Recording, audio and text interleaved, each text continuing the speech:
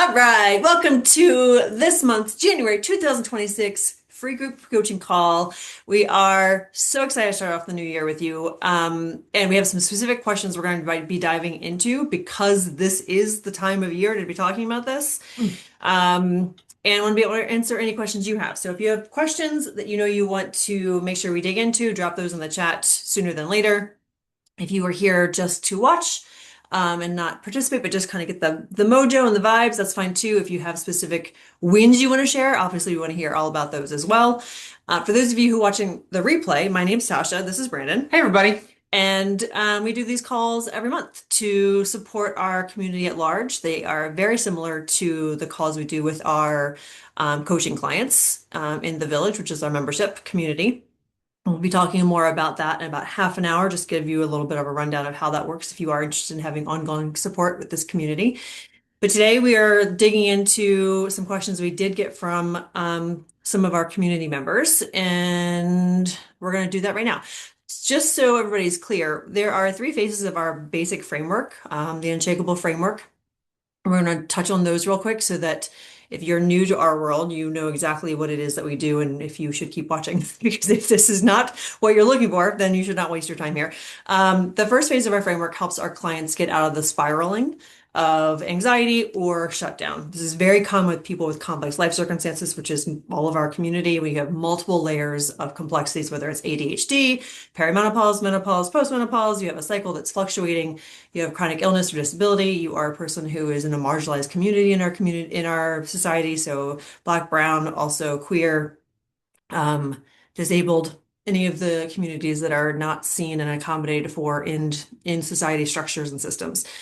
Also, really quick, those complex life circumstances, if you don't actually have any of those that you're checking off, but you live with or are in Yeah. relationship with somebody who has them, then they are yours too. And that stop the spiral phase of our framework is there to make sure that you have support as well while you're learning to support the people in your life. As a caregiver, that is a big fucking deal. So the first phase helps you get out of the spiral. Most people unknowingly have been living their life in fight or flight or freeze, definitely fallen in our community. And so the first phase of Unshakable Framework helps you get out of that spiral where you're constantly on edge, waiting for the catastrophe, preparing and over analyzing all the things that are happening, or in that freeze state where you can't get things done. You just are running through the list of a million things you should be doing, but aren't able to actually get it done. Move out of that by focusing on CLC-based nervous system regulation. So we focus the nervous system regulation techniques, tools on and around towards specific complex life circumstances with our clients because it's nuanced. Someone who has ADHD doesn't benefit from the same approach of nervous system regulation as someone without ADHD. Someone who has a cycle who has phases and fluctuates throughout those four phases needs different regulation practices and different awareness than someone who does not. And so we focus on our community on helping our clients figure out what those nuances are, stack them and anchor them into their real life so they actually can become consistent. And through that phase, you become stabilized rather than just soothing and reacting to your dysregulation, which then helps you be able to figure out who you are when you are not in survival mode, who you are when you're not a chronic procrastinator, when you're not a perfectionist, you're not a people pleaser. You actually start to figure out who you are when you're not in survival mode. And that's what we do in phase two, which is the identity reboot, really figuring out who you were before you were told how to be, having to meet expectations, fulfill obligations, and follow rules that were never designed for you. We also hone in on your core values in that section of our process. And so we can figure out what's really important to you rather than what you have been told should be important to you and start making decisions through those filters of who you are and what is actually important to you. And then the third phase is about making sure you protect all that shit, making sure you protect your CLCs, the accommodations you need for those, as well as who you become and what you become clear about what you're passionate about. And we do that through a trauma-informed lens with our boundaries framework. And so those are the three phases of our process, and that's what we help our clients with. And if that sounds like you are in the right place, welcome. And we encourage you to look through all of the other videos that are here on YouTube. Okay, I love digging into the core values. It was different to what I had done. Your values were also like life standards. Agreed. So there's, this is exactly what the values are for us. They become decision makers. This is what it is for us in our personal lives, and it is what we do with everybody in our community. It's how you make decisions, and those filters create safety in your nervous system, which is why it's such a crucial part to continuing the process of stabilizing your nervous system. I think it also is that, just briefly speaking to that part before we get into the questions, it is an opportunity to be honest with yourself about when nobody's listening, like really who am I and really what it is that I want and I need and how am I navigating that? Many of us come from very enmeshed family dynamics. And so the family line is the thing that we feel like we have to take into the world with us, and being able to dig into those core values, it helps create an opportunity for you to see yourself as an individual and what's really important. And that's not to say that the things that you grew up understanding or being told to believe in aren't necessarily true also, but maybe not all of them. And so being able to really begin to individualize yourself so that you have some autonomy then gives you the opportunity to say yes and no in a way that feels good. When boundaries are backed up by core values, you don't feel gross and weird. Mhm. You're not going to feel weird telling your parents, no, I'm not doing that, if you truly believe and understand what it is you do want to do and how you want to go about doing it. Then it just becomes a fact. And then you get to navigate that relationship with boundaries from a place of confidence rather than, oh my God, I hope I'm not pissing him off, or what bad thing is going to happen to me because I just said this out loud. It also allows you to really settle into having integrity and letting that be your guide when you are able to make decisions from this is who I am and what I believe in rather than this is what I'm going to do to not get in trouble or to not get somebody upset or not make somebody mad. It's a complete shift in how you make decisions and it builds evidence over time that your nervous system is safe because you keep honoring what it tells you. When we are doing things that are out of our core values, we're doing things historically, habitually, like we have done them to make sure somebody else is comfortable, to make sure someone else isn't upset with us, to make sure our clients don't get angry, our parents don't get angry, our friends don't make fun of us or whatever. Then you are abandoning yourself because you were taught to do that. But when you shift that to making decisions based on what you know to be true and what you value, you start having evidence of, oh, when I feel this way, I don't abandon myself. I take care of myself. I honor what I want. I honor what I need.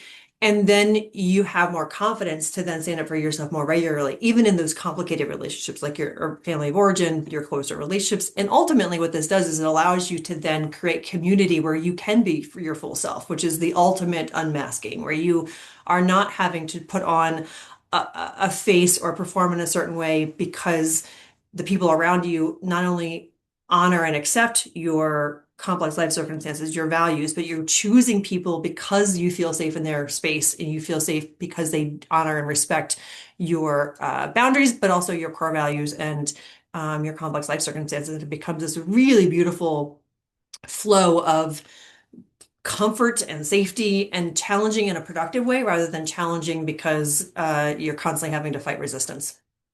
Okay, so what do you do when a loved one laughs at your boundaries and ignores it completely? I'm proud I still spoke up. One, Yeah, fucking A for speaking up. good That's job. huge. The thing about boundaries that so many of us have a hard time with is that we want the other person to do the thing we said we're going to do. And I've had the same thing happen to me multiple times earlier in my adulthood. Where family members laughed at boundaries and ignored it completely. So the thing about boundaries is, and this is something that most people struggle with at the very beginning of boundaries, is the boundaries are not rules for other people. They're actually decisions about what you're going to do when someone else is not honoring your request or your boundary. And so if they ignore it completely, then your only choice is to remove yourself from that situation and or go forward, not putting yourself in that situation, whether that's picking up the phone, that's going to that experience, that's going to that person's house, it's bringing that topic up. It could be a variety of ways this shows up. But when they are not willing to acknowledge your boundaries and honor them, your job is to protect yourself, your space, your emotional well-being, your physical, your spiritual, your financial, whatever this was, this boundary that was crossed, and then put your attention and your energy somewhere else. So I can I see the Yeah. yeah. So I think there's a question or two that I would ask you to consider. First of all, I'm not telling you in any way, shape, or form that the boundary that you presented was wrong at all. But I would like to ask, is this the first time you've tried to put a boundary in place with this person? And if so, how big was the boundary? One of the things that we teach our clients in any phase of their understanding of boundaries is we can't go big real fast because nobody's ready for that.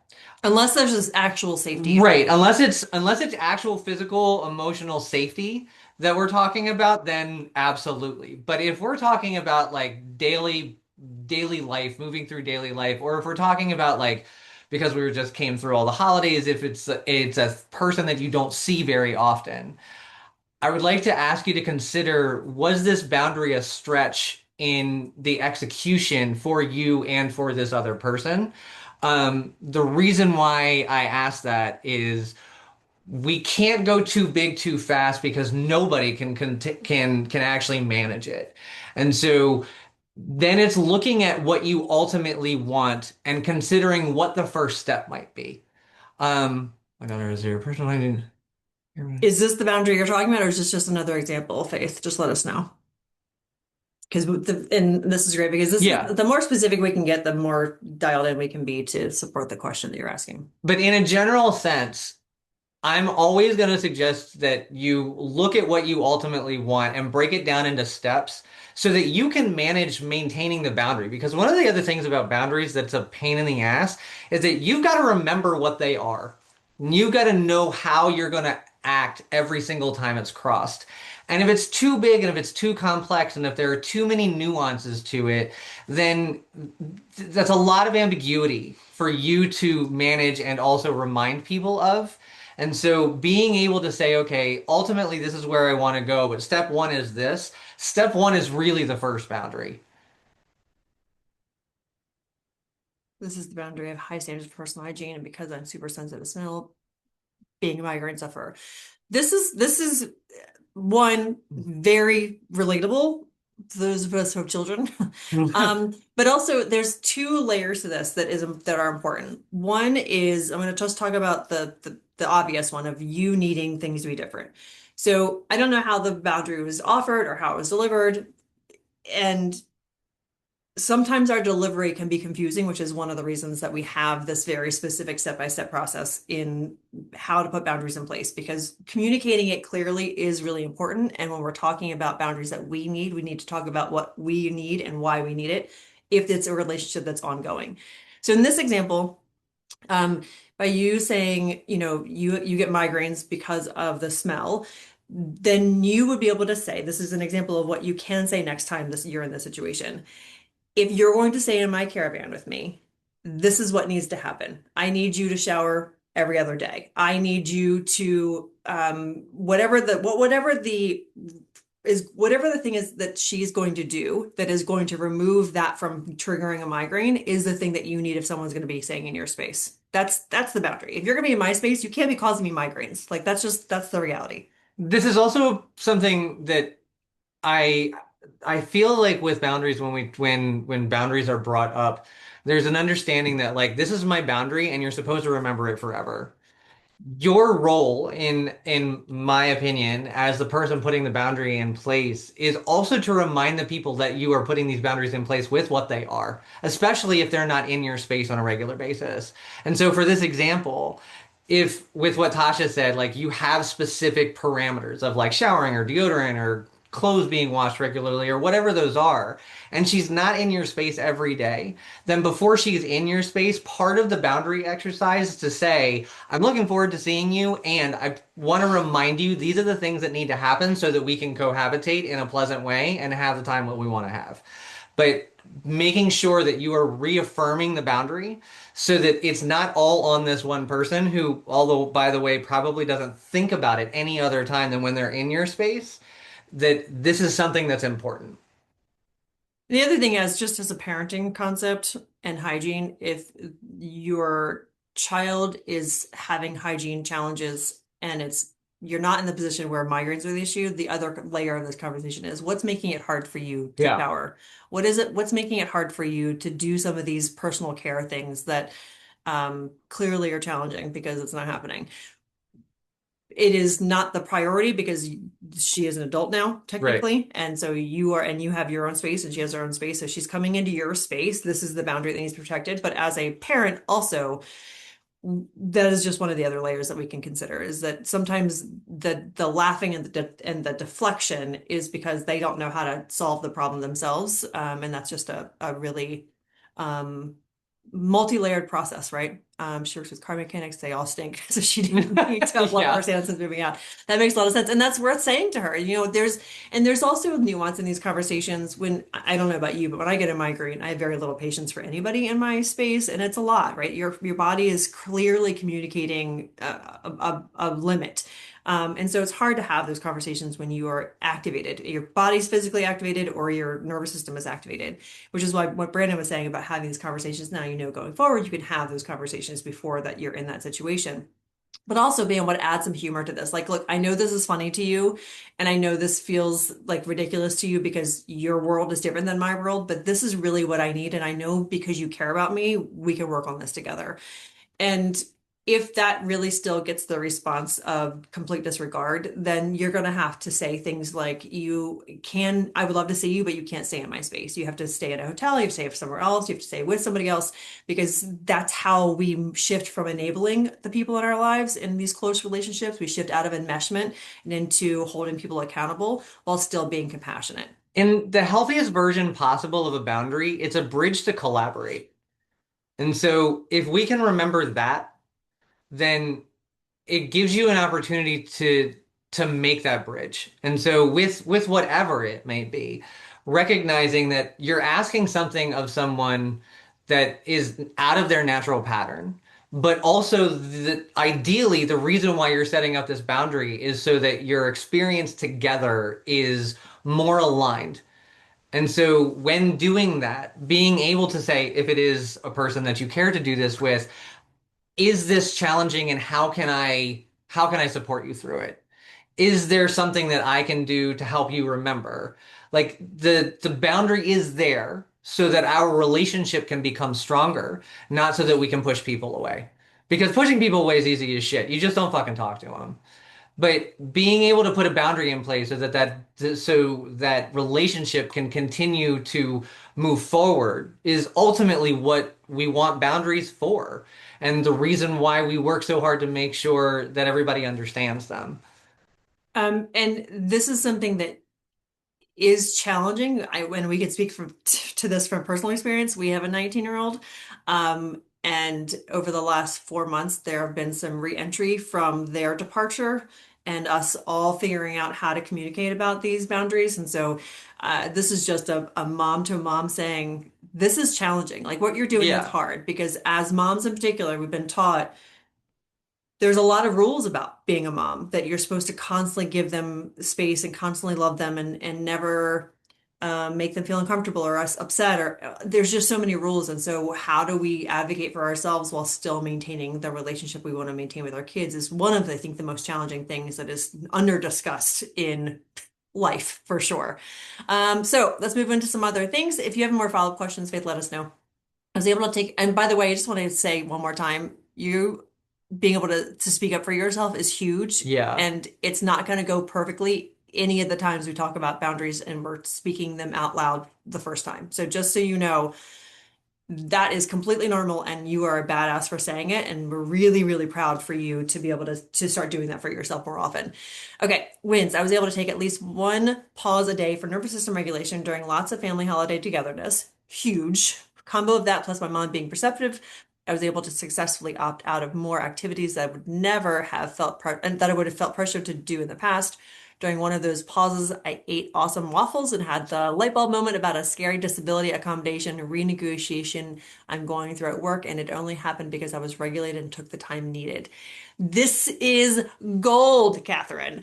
Being able to pause and allow the thoughts to come to you is one of the most undiscussed topics when it comes to stabilizing your nervous system. And it is one of the biggest gifts because when we have that ability to be still enough and be present and those thoughts can land, that gives us the freedom and the opportunity to start taking action that is more aligned and that just builds and builds and builds. So love this for you. Thank you for sharing those wins.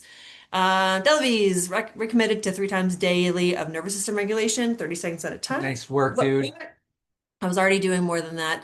But I sat down and identified some anchors that work for each day because every day of the week has a different weekly routine, and some days have no routines. So now it feels less like a guessing game. Love that. Nice Are you work. already starting to see some of this shift? Like, are you starting to feel the difference with these things, or this is this pretty new still? That's a great question. I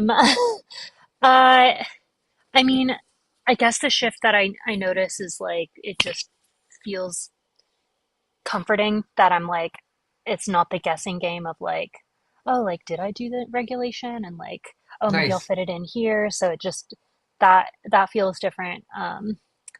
But uh that the I don't know, 2026, lots of new layers that I'm working through. So there's also been just like a shit ton of like shit coming up inside of me, but I also am like, okay, but that's like the point because then I can heal. So, Yeah. Yeah.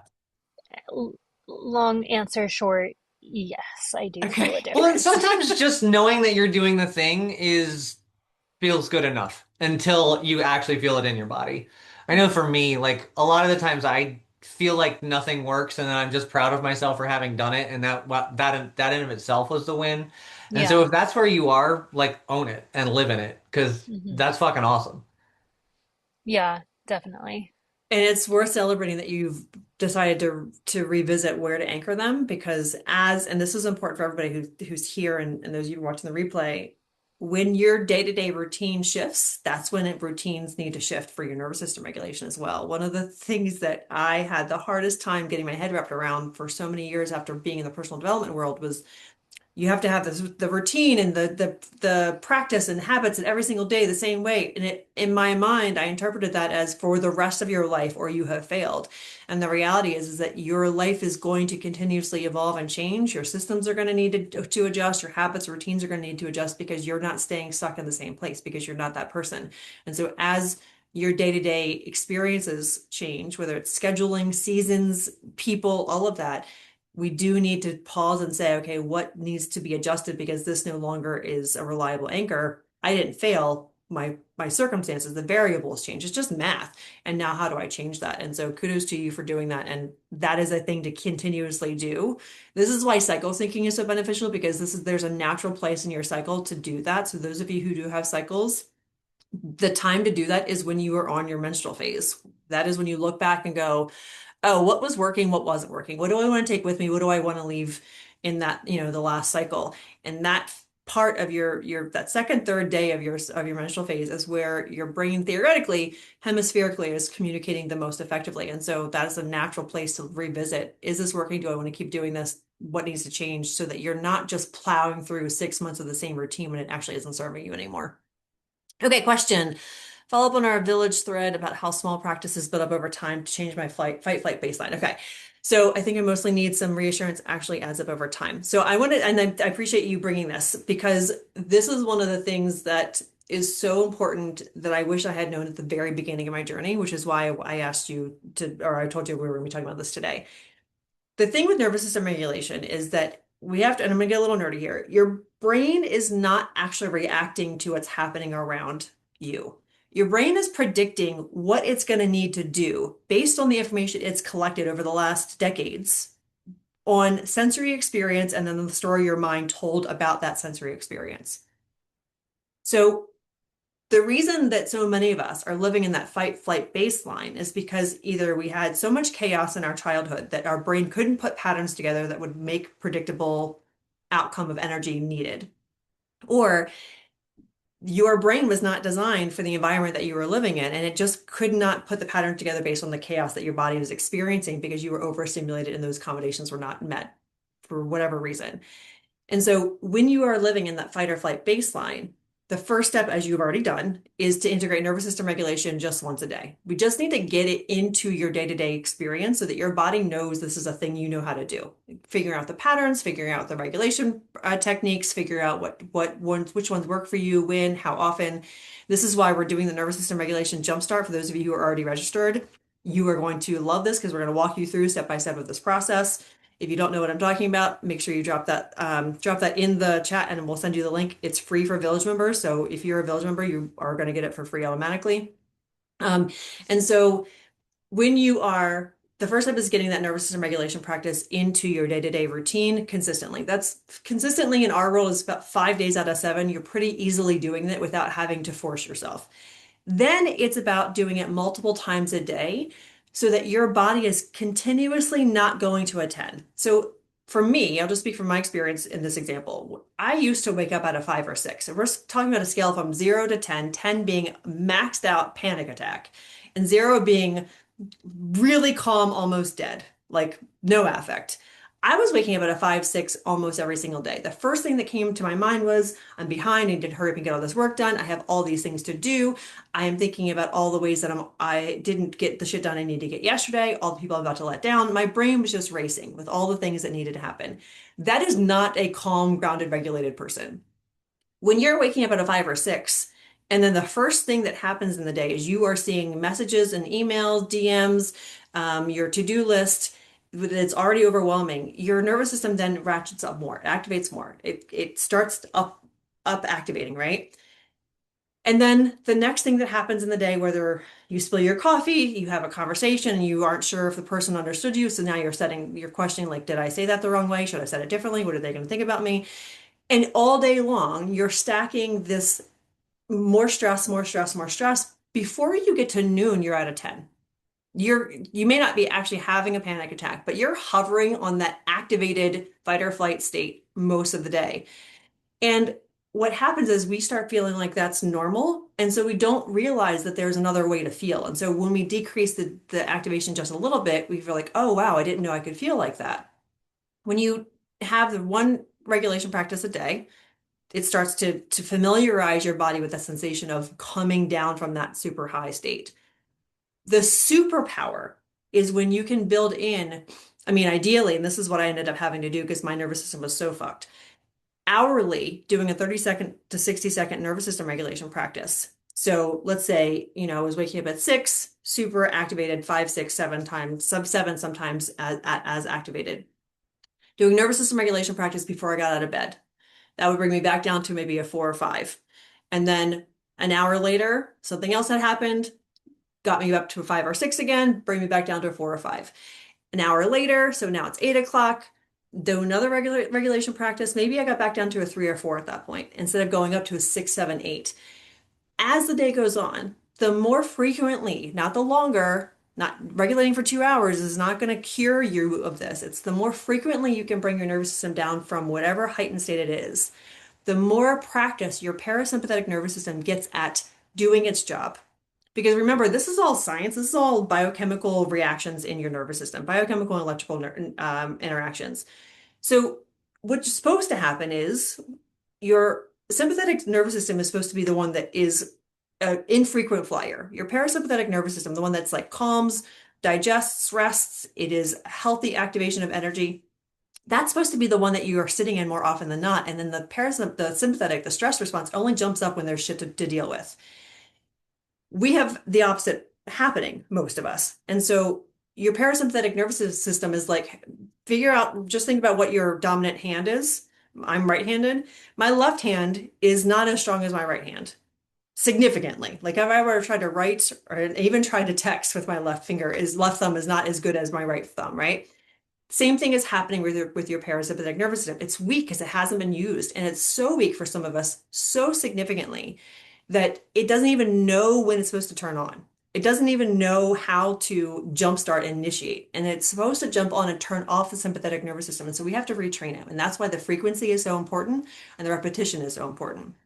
So the next step is to integrate more frequent nervous system regulation practices throughout the day, which is why we focus on the 30 to 60 seconds, because that's what's actually manageable with life that's actually happening. And then when you do that, your body starts to, on average, in a day, instead of being at a 6, 7, 8, it comes back down to a 4 or 5. And then the longer you repeat this frequency and the more often you can consistently come back to regulation and practicing, you're going to be coming at a 3, 4, 2, 3, 1, 2. And so your nervous system is operating at a lower baseline just because it never is allowed to get up to a 10. It doesn't get up to an 8, doesn't get up to a 6, 7. And so when you are able to start building that practice in, then you can start noticing, similar to what you already described, I noticed a thought I had that is now going to give me an opportunity to change what my experience is, change and accommodate what I actually need differently, which then creates a different environment, which is what truly um, it informs our nervous system, what's going on. So when we start making those changes based on identity, based on our awareness of our CLCs, based on what we actually identify that we want and need versus what we've been told we can have and we should be allowed to ask for, all of those environmental things start to change because we no longer are willing to tolerate this person talking to us this way or this discomfort physically because of the space that we're in. And so we start having fewer triggers to activate that nervous system, and you are able to meet the ones you do have with more regulation because you're not heightened. So over time, your baseline does go down, and then you start doing the mindset work with it, which is, what is the thought that keeps coming up when I have this experience? I keep getting activated when I talk to this person. Keep getting activated when I have this moment when I'm at the grocery store. I keep getting activated when I'm in this part of my phase of my cycle. That is when you start permanently changing and healing your nervous system over time, where those things you can actually turn off the triggers for altogether, and you don't have that activation because your body has learned that the new data has outweighed the old data of what it has to predict energy for and what it needs to get ready for, because you are no longer predicting that you're constantly in danger. One of the things that I want to add to what Tasha said is, one second. I would like to ask you to identify what your expectations are for nervous system regulation. Like, what do you expect the nervous system regulation to do? Because a lot of us are living in this perfectionist, all or nothing.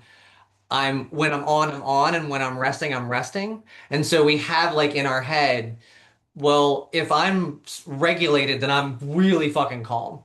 And when I'm not regulated, I'm just going really hard.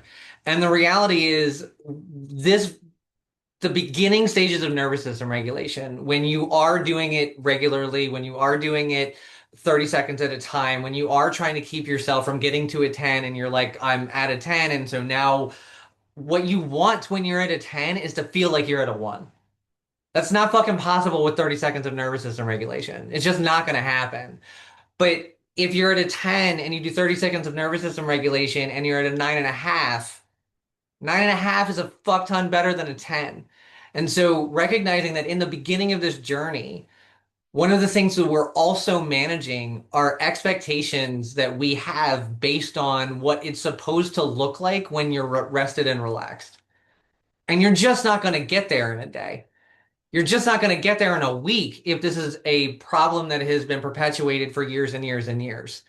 And so in the beginning, being able to give yourself the pep talk and the permission slip to say, I feel activated as fuck today, but I'm going to regulate my nervous system. And even if I go from a fucking 9 to an 8, then I'm going to call that a win. Mhm.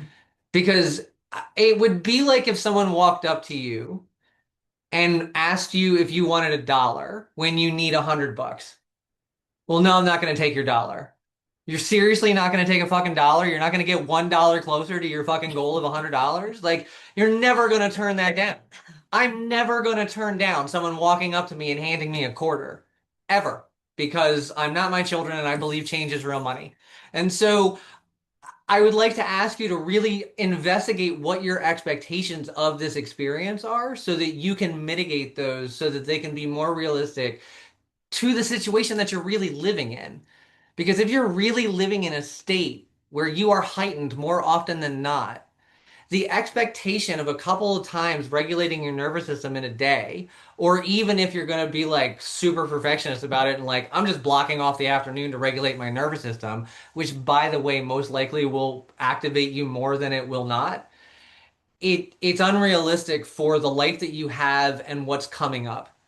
And so being able to identify what it is you wish would happen and the reality of what can happen and accepting I am just chipping away at this slowly but surely so that I can also keep doing what I'm supposed to be doing today. Because this is the other thing, and I'm just going to talk about this briefly. You can overhaul your life right now because you've already got so much in motion. If you wake up tomorrow and you realize the way that I navigate my Tuesdays just suck, so I'm going to completely change everything that I do tomorrow. Your tomorrow's going to be anxiety ridden, and you're most likely not going to get anything done because all the systems that you have in place, even if they're from a maladaptive coping mechanism state of mind, they're getting the thing done. They're keeping your life going. And you can't take the rug out from underneath yourself. Otherwise, you're going to activate the shit out of yourself and you're going to be in a worse position in for your nervous system regulation, for your work, for your relationships than you feel like you are right now.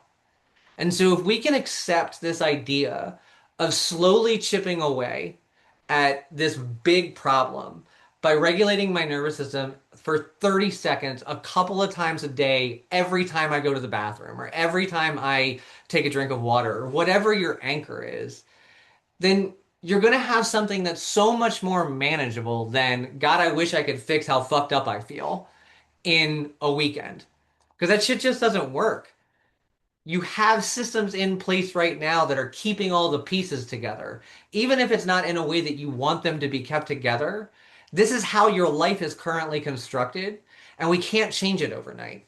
You can't regulate your entire nervous system to completely accept the world in a different way with regulating your nervous system just a couple of times or just one really long nervous system regulation session. And so being honest with yourself about that is also a really important piece of this puzzle. And it is going to take some time. The longer you've been in the fight or flight state or the shutdown state, the longer you've been dysregulated and your body has practice at that, it's going to take more repetition. And truly, the more kind you are and the less demanding you are of your body doing something other than what it's doing, the faster it's going to transition for you. Um, so, Katie, we were talking about two different scales, I think. The 5 or 6 on the 1 to 10 scale that we've been using for like 1 being shutdown and 10 being panic attack, the 5 or 6 is the neutral, right? So that is accurate. That's where you're okay. I'm talking about just the scale of like activation, and that is not an official scale. I'm just trying to illustrate a point of Like like, volume. yeah, how loud it gets. So let me know if that's clarifying for you. Trying to figure out how to talk about both things without confusing, which you just clarified that I'm not doing well. So I need to make sure we figure out what the scales are.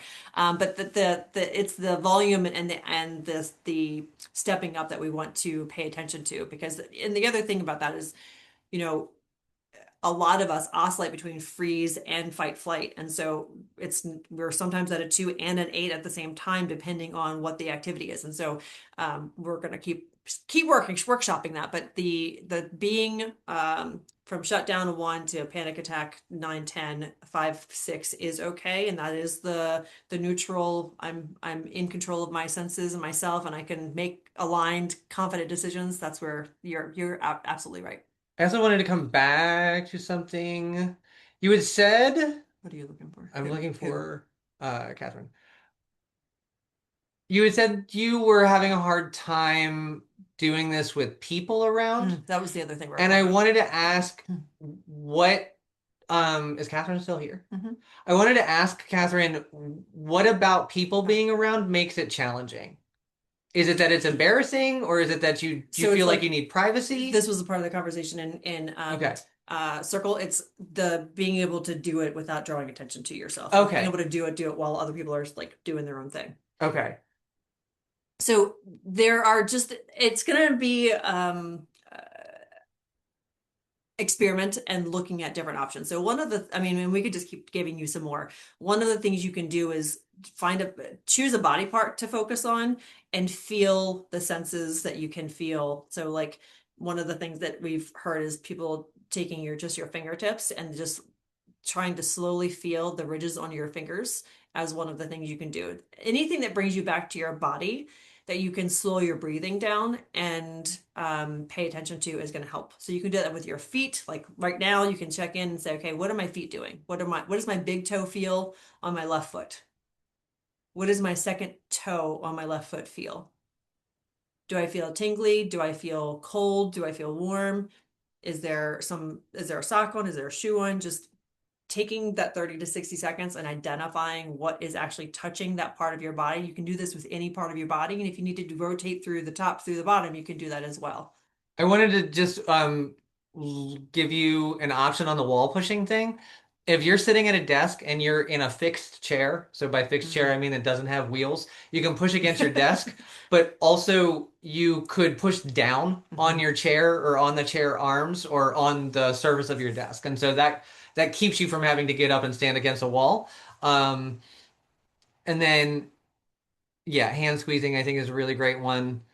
So I another option for the pushing against the wall, one that I do, because sometimes, and it hasn't happened in a while, but I used to do this a lot when I would wake up in that panic state because I was trying to get myself to go back to sleep. Instead of pushing a wall, I would push my hands against each other. So, I mean, it might look like you're praying if you're in a room with people, but if you go to the bathroom and you don't want to touch some of the walls because that's kind of skeevy, you can push your hands against each other, and you can still feel if you push that. You can feel the energy mobilizing in your chest through across your arms and through your hands, and that's going to have the same discharge that you're looking for. The one of the other nervous system regulation techniques that I really like, and it just happens to be something that I can pass off in public, is I really like just like brushing. And so like I will essentially make it look like I'm cold and just rub on my arms and rub on my thighs.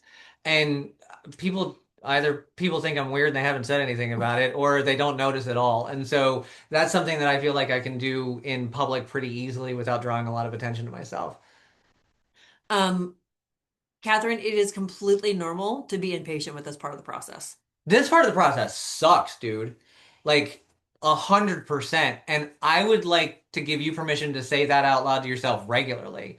Like, own the fact that this is a pain in the ass. Because giving yourself that permission and not trying to convince yourself that this is some fucking skipping through the Magic field ride, moment, yeah. Jesus, yeah. So allow yourself to be annoyed that this is taking longer than you want it to, and then just keep doing the things you need to do. Um, if you have follow-up questions, let us know, Catherine. I think we touched on all of this. And we'll keep putting, more regulation practices in the village and keep sharing more on calls to help you kind of fill your library with more options. One of the other things that's really important for those of you who, whether you have ADHD or you just know that you need variety because of your interest level, going through and noticing when you're getting bored with the regulation practice is so valuable and worth your time. So Yeah. a lot of times we'll tell ourselves, I shouldn't be bored with this. Just fucking do it. Sure. And it's not working. So let's stop trying to make something work that's not working and just understand there are literally thousands of ways you can regulate your nervous system in small ways, which is one of the reasons I'm so hell bent on making sure you understand the science of it. Because when you understand the science of it, then you make up your own versions of regulation practices because you know what the intention is. There's a If anybody who's done the regulated AF miniseries we have, there's a video of, I think, oh no, it wasn't in that, it was just in a reel we did. There's a video of me and Ainsley swooshing somewhere because it was bilateral stimulation and moving energy, and it wasn't like an official technique, but it regulated because it was doing two of the core parts of regulating. And so just understanding how it works and then finding what works for you. So what else is similar to hand squeezing, tense release muscle? What is similar to a posture check? What is similar to box breathing? So start paying attention and trust yourself. If it feels like relief, it feels like it's down regulating or up regulating, depending on what you need, allow that to be what it is that it is doing for you. Okay. Real quick, and then we're going to get to the next couple questions. This is we were talking about the village. The village is our monthly membership community, and we help our clients move through the different phases of Unshakable method in that community through monthly Q&A calls, as well as an online community, and then also our monthly watch parties with our education that we use to support with each phase of the cycle. So this month we're talking about nervous system regulation and the first phase of the first couple of steps of doing that. And the next month we'll be talking about phase two, which is identity reboot. So we'll do a little bit of education on one of the calls for the month, talking about core values and or CLC accommodation and getting to know who you are when you're on survival mode. And then the following month would be where we're talking about boundaries. We walk our clients through the 7 steps of trauma-informed boundaries, as well as understanding how to use boundary work to protect your energy and expand your capacity when you do have limited capacity and you have complex life circumstances. This is a super low accessible rate, which is why we have the membership so that it is affordable for anyone, because this community tends to be people who have less access to income, but also a lot of business owners and really creative professionals are in this community to make sure their purpose and their message get put out into the world. So this is an incredible group of people that we love working with, and we would love to have you join us if this is all resonating with you and you've been here this long. So make sure you check the description in the replay in the underneath this video on YouTube, and you can see the link to join the village and check out the payment plan options. By the way, the village is not an ongoing payment plan. Once you've paid either the payment plan or the pay in full, you have access to the calls and the community for life. So money is not going to be the reason you don't join the village. Okay, we had a question about where did it go? Jane had a question. No.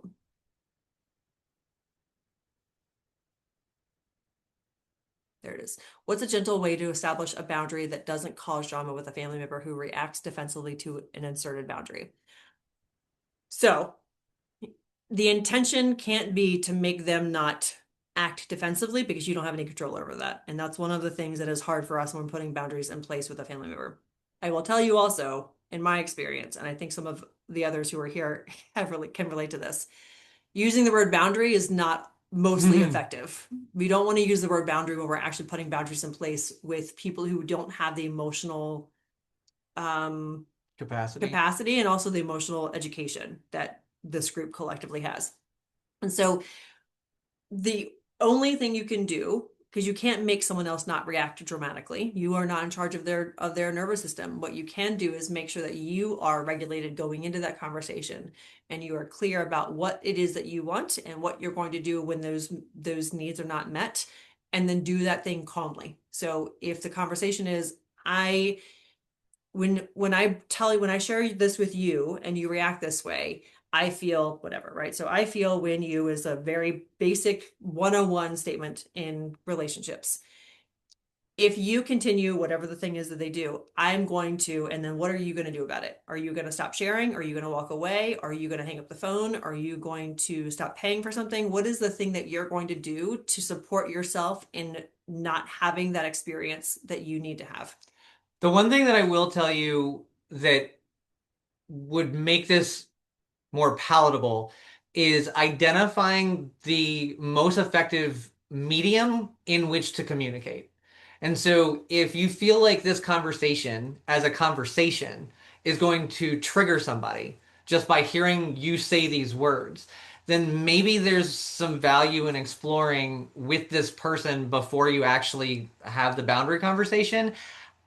How can can I send you an email? Can I send you a text? Do you want me to DM you on Instagram? Like, where and how can you communicate the most effectively in the most aligned way so you feel like they're as receptive as possible? And so or so that you can communicate as clearly as right, possible. exactly. And that more so than anything else. But there are plenty of times where Tasha and I have had conversations with each other in the same house through email, just because it's easier for either one of us to convey the information or the other to process the information when it's written and there's no volume involved in the conversation. And that's not to say that the conversation would elicit a high volume or intensity, but sometimes big ideas need a lot of space, and that can't be contained in a conversation when we're doing it face to face. And so either you already know that, or as Tasha and I did years and years and years ago, have that conversation and say, there's stuff that I want to be able to talk about, but I need to be able to get it all out. And so would it be okay if I sent you an email, or could we maybe do this through text, and see how that could work for you? And that is a possible way of making the boundary conversation easier on both parties. The other thing that you said that is so poignant is that when you are having these conversations, your prefrontal cortex goes offline. That's how you know you actually cannot put the boundary in place and hold it. Yeah. And so when you are able to, and I know one of the things that is so beautiful about nervous system regulation and re-engaging in this practice continuously is that you start to be able to say, oh, I have some things that I'm feeling, and I should not say the things that I'm thinking because I know this is not going to come out in a way that's going to lead to the results I actually want. The goal now is to push pause before we say the thing or demand the thing or claim the thing that we're feeling. It is true that when you are activated, your prefrontal cortex offline. You're not thinking about big picture, long term. You're not thinking about your core values. You're just operating from this is unsafe. I feel unsafe, and now I need to do everything I have always known how to do. Remember, your body is predicting on how to keep you from being in danger. This is especially true in long-term relationships. These patterns are so ingrained in how we operate, and because so many of us are so well trained in hypervigilance, that when the person we've spent 10, 15, 20, 30 years in a relationship with, they turn their head a certain way, and subconsciously your brain's like, oh, I know what's about to fucking happen. This, and this, and this. And now you're ready to fight, or you're ready to run, or you're ready to defend yourself, or whatever the case may be. So saying something, you know, those things can happen. Understanding that if you already know that this topic, let's say you bring up a topic or a topic is coming in from a third party and you're like, absolutely fucking not. I know what's going to happen if I say the thing that I want to say in this situation, or I'm feeling activated because I know how they're going to respond.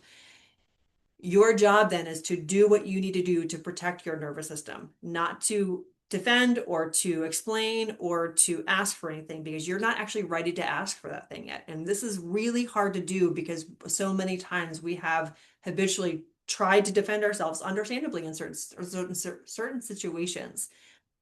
But this process is only going to be reiterated in your nervous system if you continuously try to bring that boundary up. So the practice is know what it is that is happening and find ways for you to alter the experience you're having with that doesn't require the other person to do anything, know anything different about you, so that you can come to those conversations where you do need to put the boundary in place with a regulated nervous system and prepared with a scenario of what you're going to do when the likely outcome of that conversation happens from the other person, so that you can then do something about it. If you know that bringing this topic up that needs to be talked about with somebody is activating for you, and you anticipate pretty accurately what the other person is going to do or say, you can come to the conversation and say, hey, I want to talk about this. I'm nervous to bring it up to you because of the conversations we've had in the past.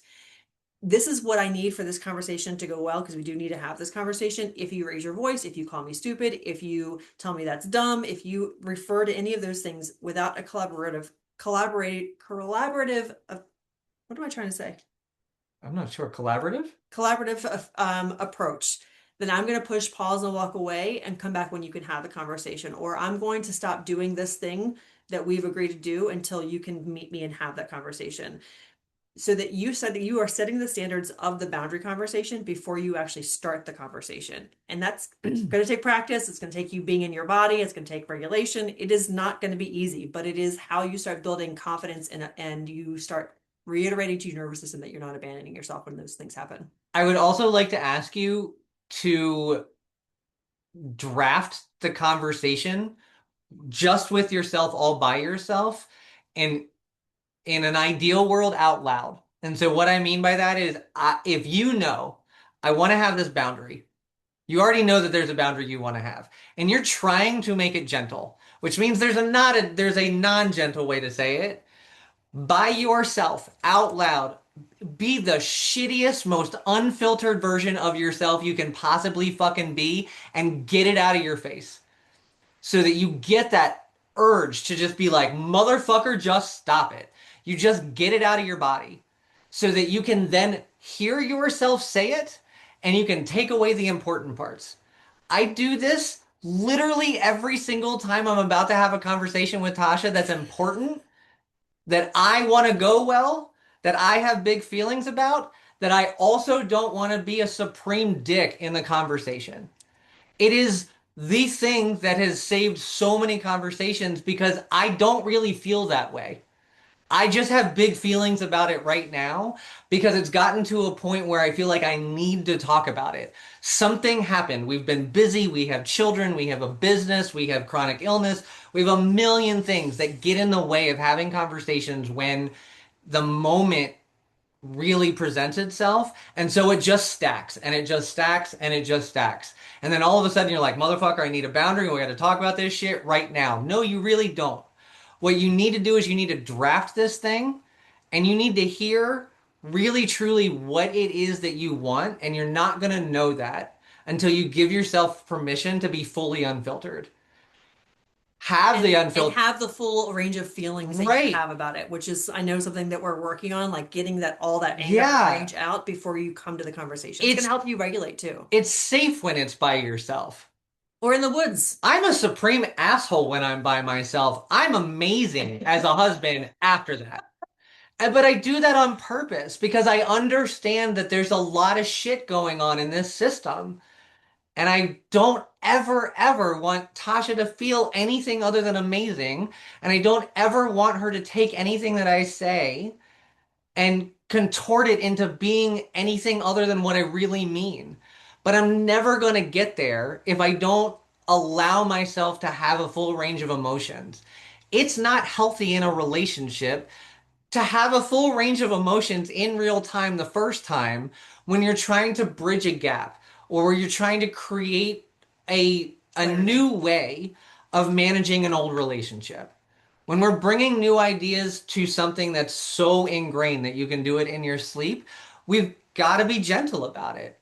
And also, you deserve to be pissed off and unfiltered and sad and irate and in a rage. You deserve to have all of your feelings. They just don't necessarily belong in the conversation. And so that isn't to bulldoze yourself and it's not to hide anything. It's to be able to really understand how you feel so that you can appropriately convey what you need. Yes. Well, there's a follow-up question, which I am so glad you asked. If something has happened a week earlier and life is normal again, is it too late to bring it up? This is one of the biggest lies that we somehow have been secretly Yeah. told over time that actually creates more dysregulation and also long-term relationship challenges. And so this is actually such a crucial question. I'm so glad you asked. So what's great about this is that once it is normal again is actually one of the best times to have these conversations because nobody is activated. Yeah. And so, and you've had time to do all the things that Brandon just said, to rage, to cry, to scream, to be pissed off, to be resentful, to all of the things to say, okay, this is what it boils down to. I need this. And if this is not what you're going to be able to do, then I'm going to be doing this. And so here's how you can approach that.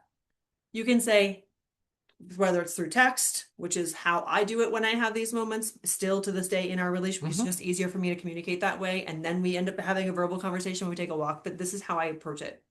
Hey, last week when you said this and then this happened, I felt this way.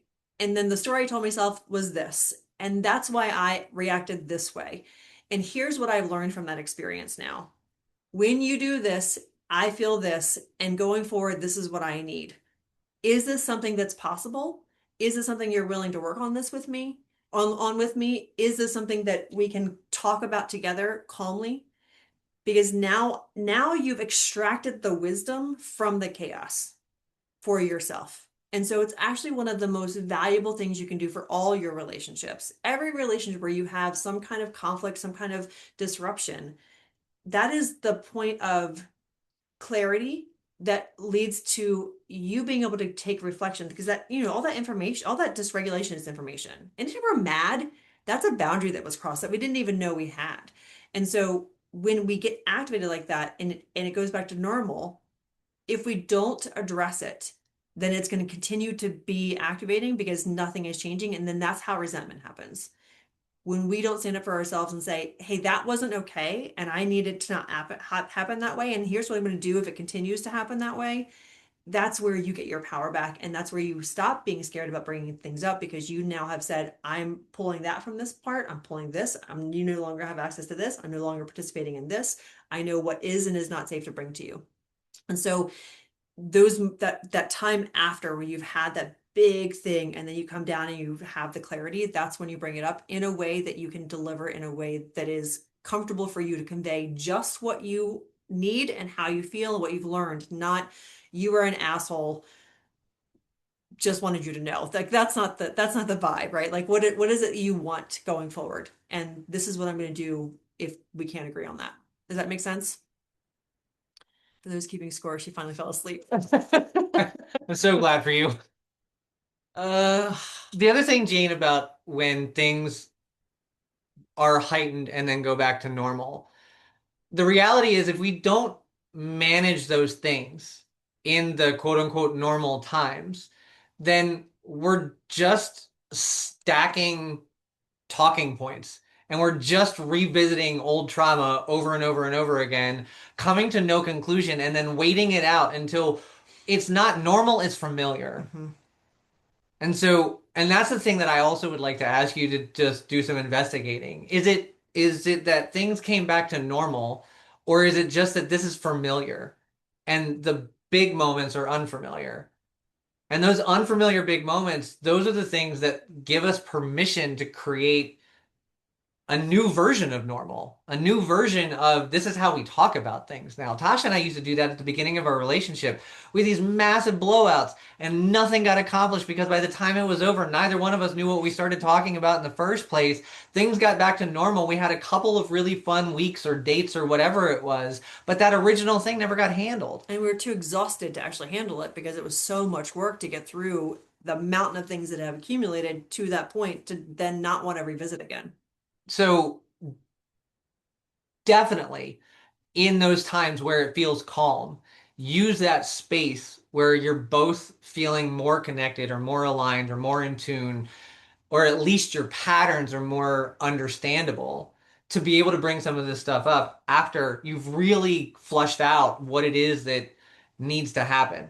Because the reality also, in my experience, when we've had those things, the time spent talking about it when it was a big blowout really we weren't there wasn't 2 hours worth of shit to talk about. We just kept cycling back over to this one goddamn thing. And Or we started that one thing and there were 75 other things we hadn't right. actually talked about that would be wrapped in, and then neither one of us knew what we were talking about anymore, and then there was no way to solve the problem because there wasn't one problem to solve. Oh, it's exhausting building relationships when everybody's dysregulated.